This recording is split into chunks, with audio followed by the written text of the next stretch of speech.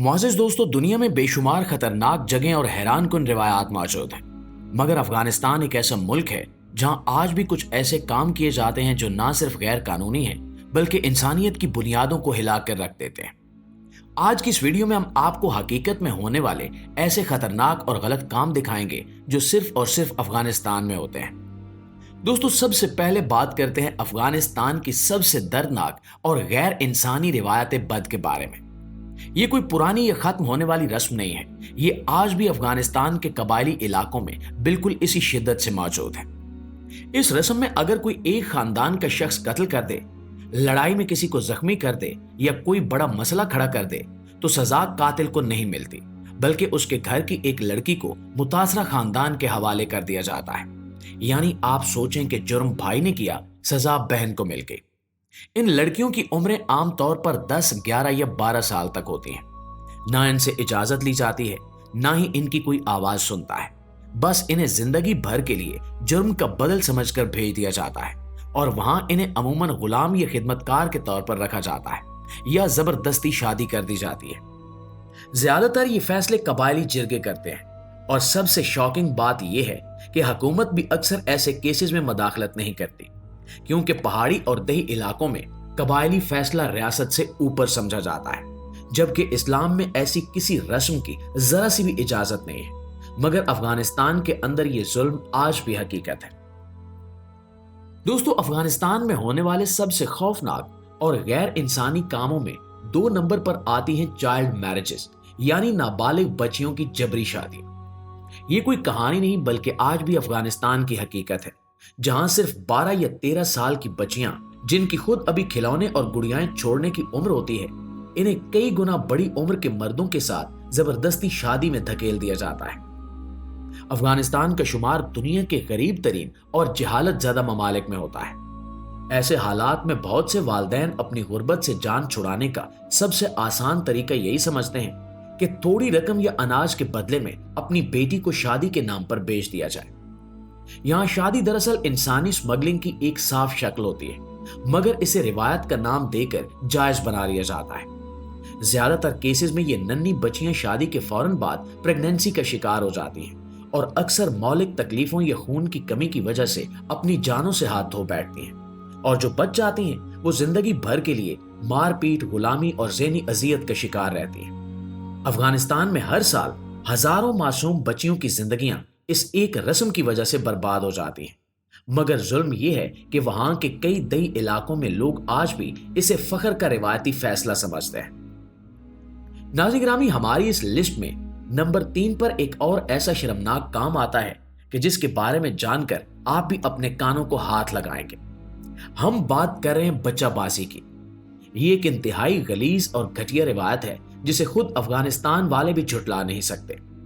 आप में से बहुत से लोग ये बात नहीं जानते कि अफगानिस्तान के कुछ इलाकों में छोटी उम्र के लड़कों को लड़कियों वाले कपड़े पहनाकर गलीज और उरियान नाच की ट्रेनिंग दी जाती है।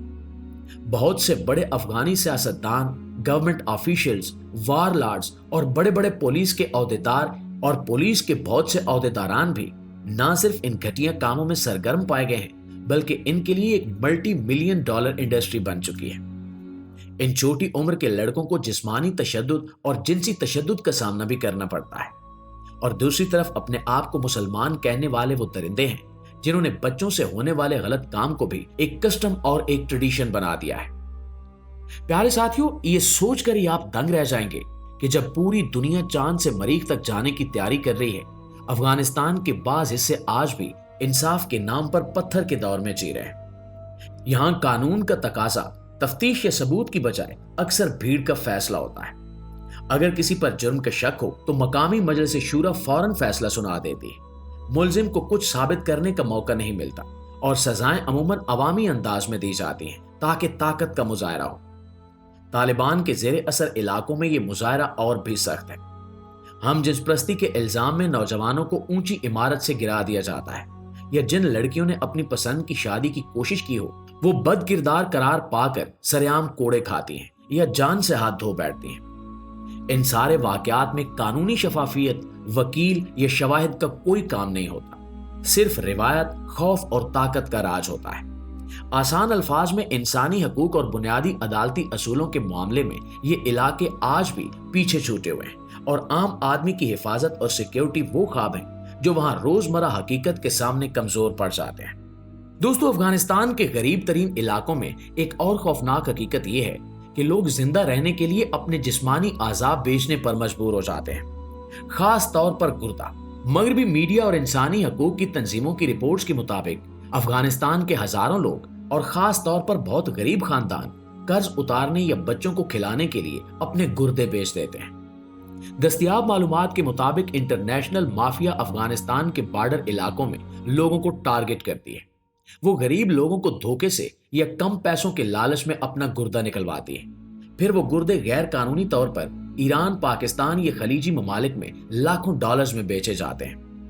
وہ لوگ جن کے جسم سے گردہ نکالا جاتا ہے، نہ انہیں مناسب علاج ملتا ہے، نہ کوئی فالو اپ چیک اپ۔ نتیجہ یہ کہ ان میں سے کافی لوگ زندگی بھر بیمار رہتے ہیں اور کئی چند سالوں میں ہی مر جاتے ہیں۔ اور یہ کوئی افسانہ نہیں ہے۔ ٹولمام شہر ایک ایسا علاقہ ہے جہاں پورے کے پورے محلے ایسے موجود ہیں جنہیں لوگ گردوں والا گاؤں کہتے ہیں، کیونکہ وہاں تقریباً ہر تیسرے گھر میں کوئی نہ کوئی گردہ بیچ چکا ہوتا ہے۔ پیارے دوستو، افغانستان کا ایک اور ایسا سیاہ پہلو بھی ہے جو سن کر انسان کے رونگٹے کھڑے ہو جاتے ہیں، اور وہ ہے غریب لڑکوں کو خودکش بمبار بنانے کا کاروبار۔ یہ کوئی جذباتی جملہ نہیں، یہ حقیقت ہے کہ افغانستان کے کچھ علاقوں میں انسان کو بطور ہتھیار خریدا اور بیچا جاتا ہے، اور سب سے خوفناک بات یہ ہے کہ زیادہ تر یہ بچے 12 سے 18 سال کی عمر کے ہوتے ہیں، غریب، یتیم یا مدرسوں سے غائب کیے گئے۔ انہیں جنت، شہادت اور پیسے کے جھوٹے وعدوں کے ساتھ برین واش کیا جاتا ہے۔ بعض صورتوں میں خاندان کو پیسوں کا لالچ دے کر ان کے بچے خرید لیے جاتے ہیں، یعنی باقاعدہ سودا ہوتا ہے۔ ان بچوں کو بار بار ایک ہی چیز سمجھائی جاتی ہے کہ اگر تم خود کو اڑاؤ گے تو سیدھا جنت میں جاؤ گے اور تمہارے گھر والوں کو پیسے مل جائیں گے، جبکہ حقیقت یہ ہے کہ دھماکے کے بعد نہ جنت نہ پیسے، صرف ایک بدنما لاش باقی رہ جاتی ہے، اور اکثر خاندان بھی غائب کر دیا جاتا ہے تاکہ کوئی ثبوت نہ بچے۔ یہ صرف طالبان یا ایک گروہ تک محدود نہیں ہے، درجنوں گروپس ہیں جن کے پاس اپنے خودکش بمبار تیار کرنے کے مخصوص مراکز ہوتے ہیں، جیسے کسی فیکٹری میں چیزیں تیار کی جاتی ہیں۔ ان بمباروں کو افغانستان کے اندرونی جھگڑوں، سیاسی دشمنوں اور بارڈر کے پار حملوں کے لیے استعمال کیا جاتا ہے۔ لوگ بم نہیں، پورے انسان خریدتے ہیں، اور یہ سب کچھ اتنے بڑے پیمانے پر ہوتا ہے کہ افغانستان کے خفیہ ادارے خود قبول کر چکے ہیں کہ یہ ہمارا سب سے کنٹرول سے باہر مسئلہ ہے۔ اور دوستو، اگر آپ واقعی سمجھتے ہیں کہ ایسے ظلم اور اندھیروں کے خلاف آواز اٹھانا ضروری ہے تو یہ ویڈیو صرف دیکھ کر آگے مت بڑھ جائیے، اپنی موجودگی ثابت کیجیے۔ نیچے کمنٹ میں بتائیے کہ آپ کے خیال میں ایسے جرائم کو ختم کرنے کا اصل حل کیا ہو سکتا ہے۔ ویڈیو کو زیادہ سے زیادہ شیئر کیجیے تاکہ افغانستان کا یہ چہرہ زیادہ سے زیادہ لوگ دیکھ سکیں۔ انشاءاللہ آپ کی خدمت میں حاضر ہوتے ہیں ایک نئی ویڈیو کے ساتھ۔ تب تک اپنا، آس پاس کے لوگوں کا، اپنے پیاروں کا ڈھیر سارا خیال رکھیے گا۔ اللہ نگہبان۔